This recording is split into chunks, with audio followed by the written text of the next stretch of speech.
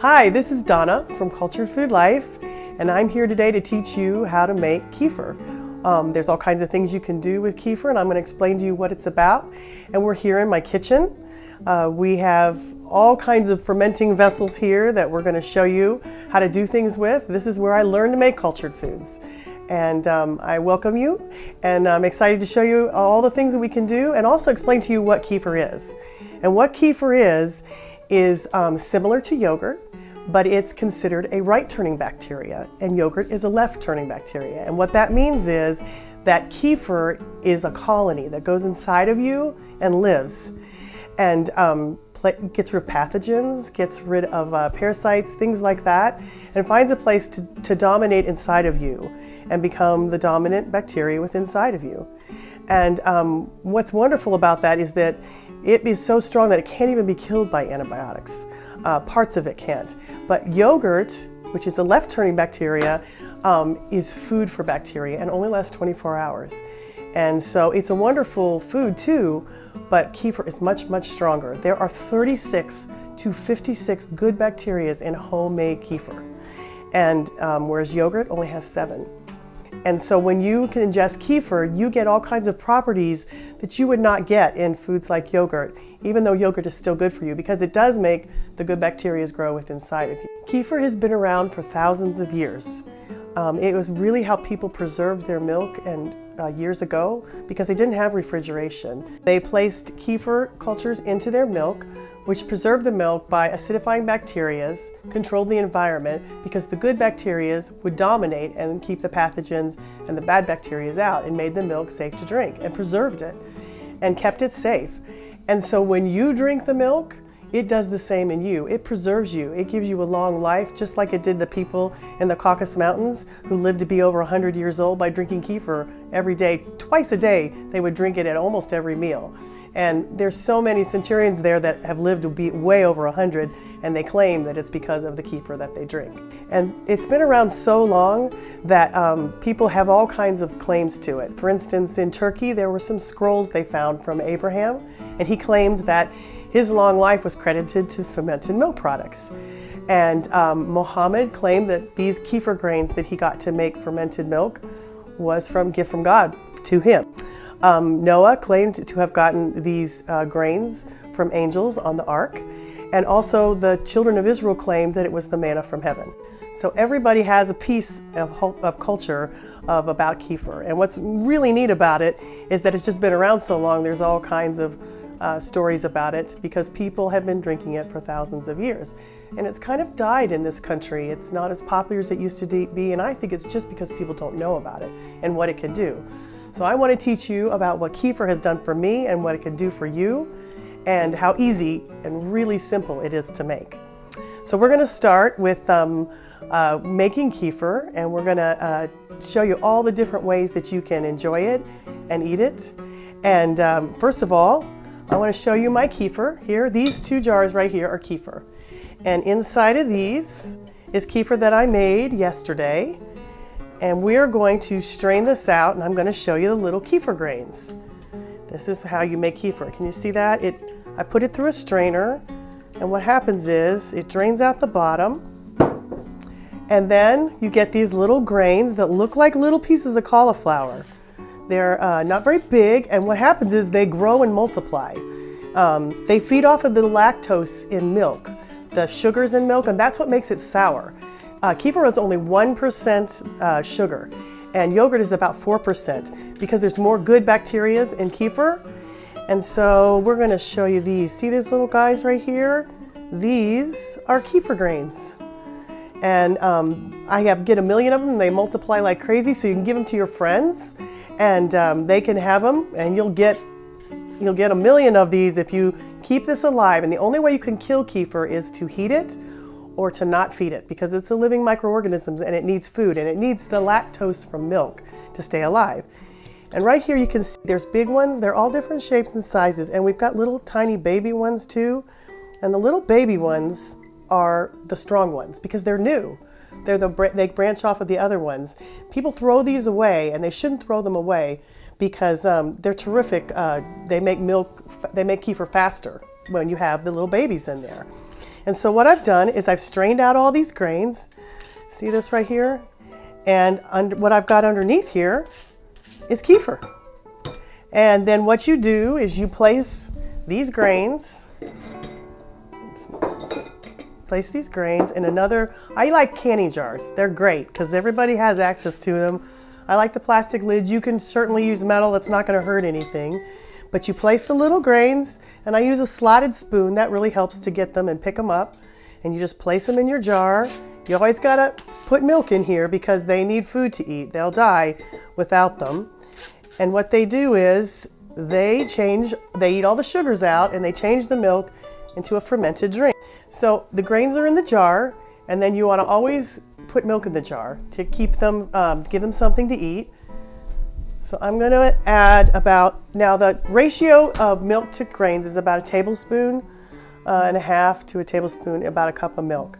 And so I'll probably add about 4 cups to this. This is so simple and it's so easy to do because really all it is adding milk to kefir grains, putting a lid on it, and letting it sit on your counter for 24 hours. And that is it.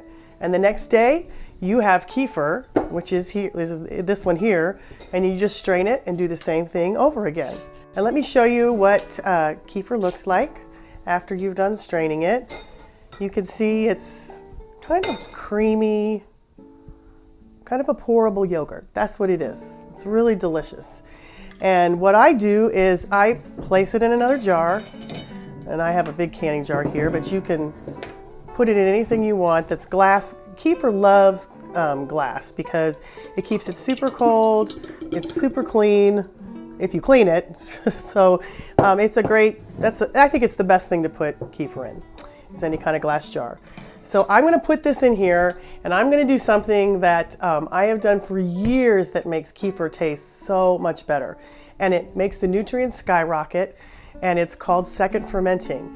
And it takes away some of the sourness of kefir because kefir can tend to be more sour than yogurt. And what I do is, and there's a million different ways to do this, and I do this, but I, for instance, will take a peel from an orange, and you can use a lemon, you can use really any kind of fruit. And I just take a little peel like this, or you can take a slice of orange and put it in your kefir. And I just drop it in here, put the lid back on, and instead of refrigerating this, you can actually drink this right now. It's kefir. But I like to let it sit for another half a day to a day with a little bit of flavoring like orange peel for maybe 12 hours usually, depending on how warm your kitchen is. If it's super warm in the summertime, leave it a little less because it'll ferment faster. But it will make the kefir so tasty. It makes it so much less sour, and it also makes like folic acid and all the B vitamins increase quite dramatically with kefir. And it makes it a little bit more bubbly, a little bit more carbonated. It's really delicious. I'm going to show you a couple of things that I have for second fermented my kefir with. Now I've done it with orange peel, I've done it with lemon, and I've done it with orange slices. You don't want to use too much because then you get kind of a sour taste. This one here is one I did 2 days ago. And this, I just had some frozen fruit left over from the summer that was in my freezer.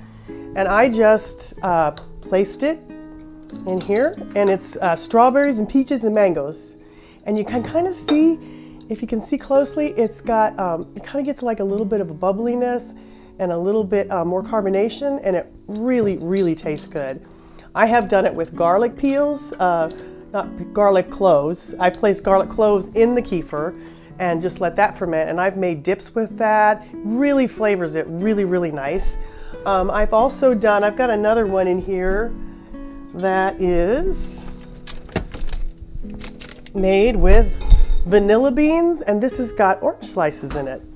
And this is really delicious. It kind of has like a tangy, kind of a vanilla like an Orange Julius type thing. And I actually like kefir so much better this way that I can drink it even without sweetening it or adding fruit to it. I've also done it with mint. I've done it with basil leaves. There are so many things. I've done it with a chai tea bag. You can second ferment your kefir with anything, but everybody I teach that does this, I teach to do it, they never go back and ferment it the other way. They always just do the second ferment too, because it makes it taste so much better. So this is how you make kefir. In 24 hours, you will have another jar of kefir. And then you'll take the grains out again, strain it out, place the milk in another jug to second ferment, or you can just drink it and consume it then. The nice thing about kefir is that you could probably leave it on your counter a couple of days and it will be fine. It will get really sour, and I don't really like it when I've seconded fermented it for 48 hours or longer. I wouldn't leave it too much more than 2 to 3 days. You just make kefir and you don't want to make it again. So you put it in the milk just like you were going to make it and put it on the counter, but instead you put it in the fridge. And this will last 1 week in your fridge. It gives it something to eat and the coldness slows it down. So it will consume the lactose in the milk really, really slowly. It won't really make kefir because it really needs to be room temperature, but it will still preserve it. And that will last a week, and then you're going to have to change the milk. And let's say you go on vacation for 2 weeks. Then you'll need to double that amount of milk in there so that it will have food for 2 weeks, and it will be fine in your fridge. And when you take it out to make it again on your counter, sometimes it's a little bit sluggish the first day. It'll probably make kefir a little bit slower, but then in a day, it's right back up to speed. I love that about kefir, that it kind of works for you while you're sleeping on your behalf in your kitchen all by its lonesome, and you have a wonderful drink that really does help preserve you and make you healthy. And so you can leave it in your fridge if you don't want to make it every day. Just make sure you give it food. That's the one thing that can kill kefir besides heat. These are really the two things that people do. Is they will put it in a hot jar, or they'll heat their grains somehow. That kills bacteria. That's just the way that it is. When you heat bacteria, you kill it. So you have to feed it, and you have to make sure that it doesn't get too hot, and then your kefir will be safe. One of the questions that I get the most from people, the emails and things like that, is, oh no, my kefir is separating. What do I do? Have I ruined it? Is it still good to drink? Can you see? I made one so that it separated. Can you see the way how it separates from the curds down here? What this means is, first of all, it is not bad to do this. Don't throw it out. I can't tell you how many people throw it out because they think it's gone bad.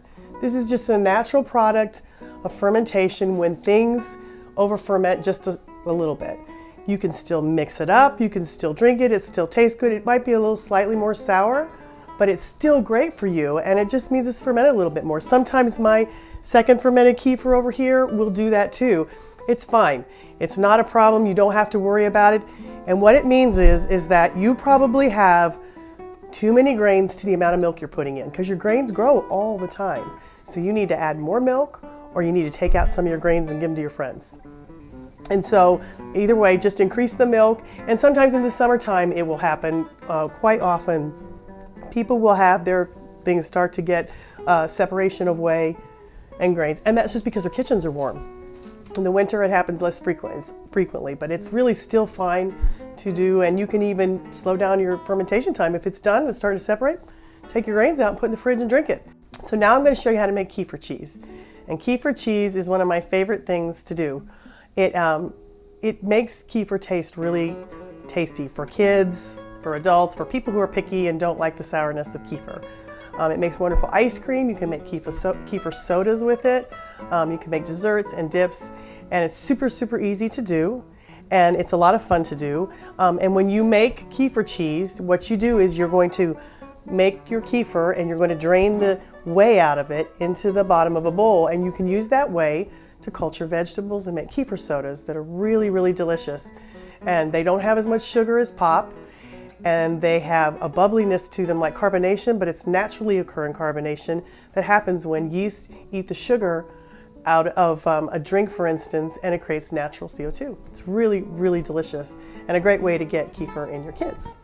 You will get yourself a stainless steel strainer or plastic strainer, and one that fits in a little, this is just a little Pyrex bowl that's really inexpensive, and you can get them anywhere. And you want to place it in a bowl that it will fit into, and it will have some way for it to drain down into the bottom. And you get a coffee filter, you put it in here, and then you take your kefir that's second fermented, or just kefir that's regular that you haven't second fermented, and you're going to pour it into your coffee filter. And you can leave your peeling in here. It's fine. It'll keep fermenting it and flavoring it, so I like to do that, even though it's stuck in the bottom of my jar. it's still kind of nice to have it in there because it does flavor it. And then you want some plastic wrap. And you just wrap it around. And you're going to place this in the fridge after you get this all sealed off. And the reason you're going to do that is because it's going to slow down the fermentation and it's not going to keep souring the kefir and make it super sour. You're going to place it in the fridge for 12 hours to, you can do it 24 hours. You can actually do it for a couple of days, that's fine. But the whey is dripping out, and you're going to have cream cheese on top, which is similar consistency to cream cheese. You're going to have whey to make cultured sodas and cultured vegetables, and it really is a nice way to make some cheese for yourself. And you can actually leave it in the fridge for a couple of days and it's still fine.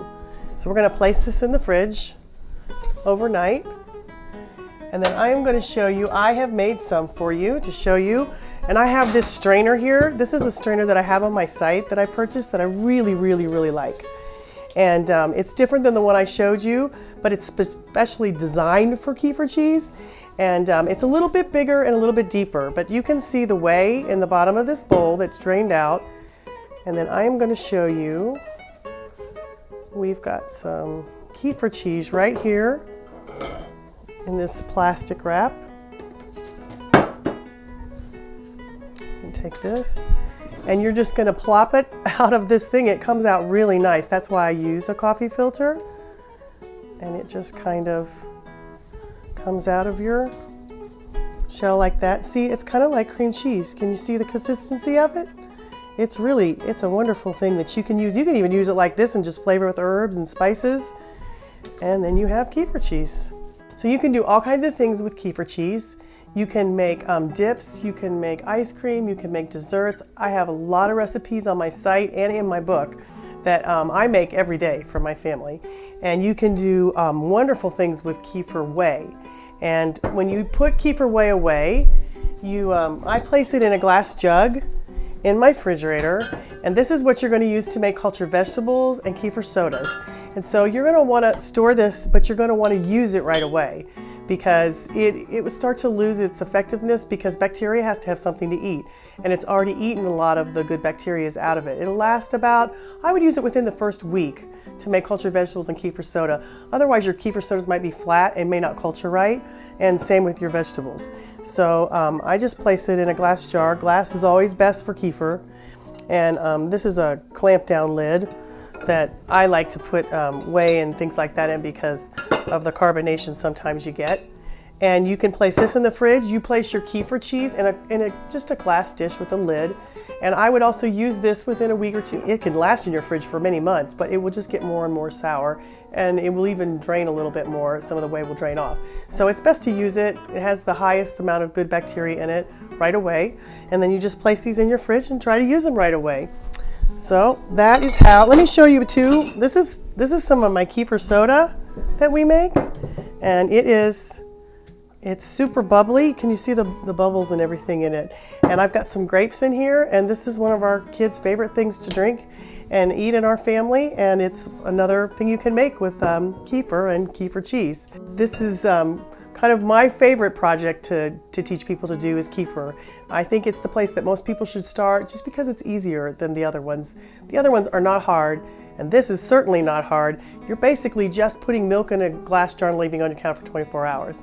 All these little extra things aren't really something you have to do. They're just fun things and extra things to do. You can go to my website at culturedfoodlife.com and purchase my book, which has all kinds of wonderful recipes. They're my family favorites in my book, things that we make every day. And also on my website, you can see more videos, and there's more recipes, and there's more instructions. You can see all kinds of the things that I've showed you here. And don't be afraid you're going to mess it up. A lot of people get really scared about this kind of stuff because they think that it's going to make them sick if they don't do it right. And the wonderful thing about kefir is that the good bacteria in kefir are so strong they dominate the culture and control the environment and make the food very, very safe to consume and to make.